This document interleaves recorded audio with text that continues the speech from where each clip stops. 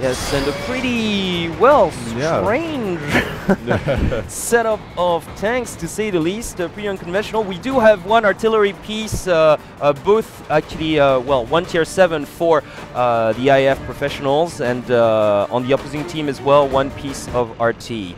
Yeah, and actually it's also quite strange that both teams have opted for two heavy, or no, excuse me, two light tier 5s. Yes, indeed. Yeah, it's a pretty it's tank selection we haven't seen, and right now hostilities have started already. This this one being completely chastened down. Iron Raider is doing a pretty good job. Yep, so he is now running for his life. He did get a little bit of his HP chunked, not too detrimental. I think his HP is at around 80%. So yeah, it did a pretty good job just sneaking in like a couple of shots and retreating as the backup was coming up. And on the IAF team, they are looking to try and push that west road a little bit. I don't know if they're going to go for a full-on push just yet, but it looks like they are trying to secure that road. Yes, indeed. Right now, we're taking a look at the IF professional side, and they're definitely monopolizing this west road at the moment, while the other team, pretty much GOSU, pretty happy to just scout the area, and also having a look at that railroad up northeast. Yep, that is correct. And we can see that piece of RT that of SPG that's been like pretty much camped in the back, trying to get a few sneak shots. Yep. As soon as the ooh, and that was pretty close as a matter of fact. Yeah, I was about to see if the scouts do their job well. The RTs like pieces should get a couple of kills. Yep, and there's a little bit more scouting going on in that middle area. But like, yeah, let's talk about like this this tank selection. Pretty much, lots of tier 8 light tanks to start with. Like we've got two AMX 13s on the GOSU side, while the IF professionals decided to go with two WZ-132s. Yeah, and actually the AMX-13 is a pretty popular French light tank. It is tier 8, and the good things about this tank are it's really agile. The turret traverse speed is really fast, so even if you get into tough situations where you are trying to go in close quarter combats, you can kind of I guess move around your enemy and use that traverse speed to just slowly whittle them down. Oh, absolutely. In terms of well, just like any AMX, it's got this amazing, pretty long reloading time. Yeah. But it does have this 6-round autoloader as well, pretty much like all AMXs out there. So that's definitely an advantage, a non-negligible advantage in terms of firepower. And now one scout that actually has been taken out, a T1. Is now out of the game on the GOSU side, and that was courtesy of actually another light tank, the WZ-132 player Non-Twill here that decided to open up hostilities. Yep, that is correct, and great play coming out from both these teams. A little bit slow, but I believe that the AIF team is starting to push out towards that middle area. Actually, they're sending all of their tanks now towards that middle area. Oh, they're definitely going for a push at the moment. Like IF professional, kind of tired of waiting, and they're sort of like, basically everybody has been spotted. So now it's just going to be in terms of sniping skills here. Yeah, left to the artillery, like to just shoot them up. The tracks have been damaged here, and just use the repair kit right now. Mihail is trying to run away for his life. Some ramming action here, and yes, definitely he's not going to last long, and that's going to do it for him. Yeah, and actually a little bit ballsy move coming out from IAF, because they did just opt to go out into that field, opening themselves up for that artillery fire, but they are just kind of using, because they all are light tanks and they are all fast, so the artillery is going to have a quite difficult time trying to hit them. Oh, absolutely. It's just extremely hard to actually just get those tanks when they're actually launched and on the move. As a matter of fact, now things pretty evened up. As a matter of fact, GOSU getting a couple kills here. As a matter of fact, we've got this amazing player, Non-Twill, that's got 3 kills so far with his tier 8 light WZ-132. Yeah, and actually the WZ-132 is similar to the AMX-13 as it is.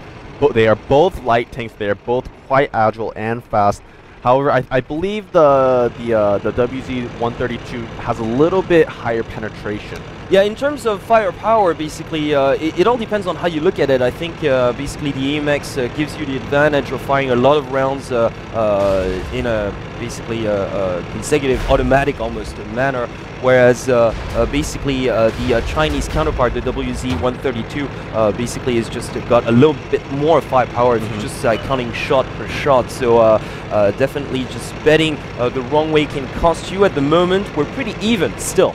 Yep, the IMF team, or IAF team, excuse me, do have a 1 kill lead. However, you know, it's that tier 1, so it's not going to make... Oh, and actually, they do get another kill, and it actually is that's heavy tier tank. 8, yeah, that's actually gone right now, and brilliantly done. And finally, the artillery drawing blood here. Yes, player, as a matter of fact, like, yeah, it was...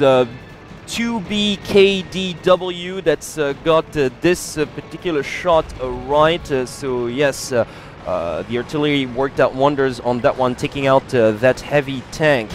Yeah, and looks like the IF team is slowly trying to push out towards that team. They do know they have the advantage right now, and actually, the GOSU team only have 2 light tanks left. So if they just had kind of full on push out and, you know, put themselves in the right position, they should be able to secure this victory. Well, yeah, they certainly should. We do have still 2 AMX 13s left on the GOSU side, but actually what the IF team could do also is they could just kind of sit back and wait for the GOSU team to push out, because they do have a more than 8 tier point advantage right now. Yeah, they definitely could. I mean, they have plenty of options right now. They could just sit it out, or they could try to go for a sneak capture, or even like try to take out the enemy artillery, which would pretty much guarantee them victory. Yeah. So right now, I'm pretty sure like they're just gonna be happy just sitting it out like that, covering that western road and leaving that just 1 tank to cover the rail tracks over there. Yep, that's correct. They just don't want to get surprised here. They are just kind of playing it safe. They know they have the advantage. They know if they just pull this out to the end of the round, they will take this victory. So they taking out that heavy tank was actually a pretty hard blow to take for GOSU, but yeah. They're kind of banking on the fact that, okay, we do have 1 tier 8 heavy tank, so if we can get just one of those tier 8 light tanks out of the way quickly, then maybe you can just sit, and actually we can defend with that heavy tank advantage. But yeah, it didn't work out quite the way that they expected to. Oh, he actually was spotted on that one. Yep, so they have spotted 1 light tank over on that railway. Yeah. Yep, it is a tier 8 though, versus a tier 5, so the AMX 13 will have the advantage, so I think that tier 5 will just back out. Well, exactly, and let's not forget the artilleries on both teams. The SPGs are still running, so you can't just afford to basically be too out in the open. Yeah. Even though you're having light tanks, like it's not like an option out there. So once again, as expected, I have Professional playing it pretty safe here. Yep. They are just trying to, they're still camping in those same spots. They don't want to get surprised. They are just, you know, they are continuing to scout that railway area. They don't want to get surprised by a backdoor or a flank. So they also don't want to push out too aggressively either, because if they do, they could possibly lose, you know, a couple tier 8s, and that could cause them loss. Yeah, absolutely. And then again, I was just pretty surprised at the eclectic choice. We had actually 2 tier 5 tanks, as a matter of fact, light tanks as well, which you hadn't seen so far in this tournament.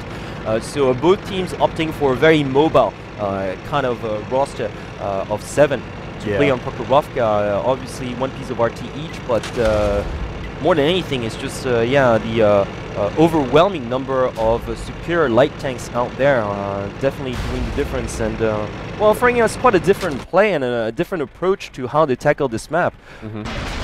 Oh, nice talking about artillery here, and now things looking definitely grim for Team GOSU. They just lost one of their 2 AMXs.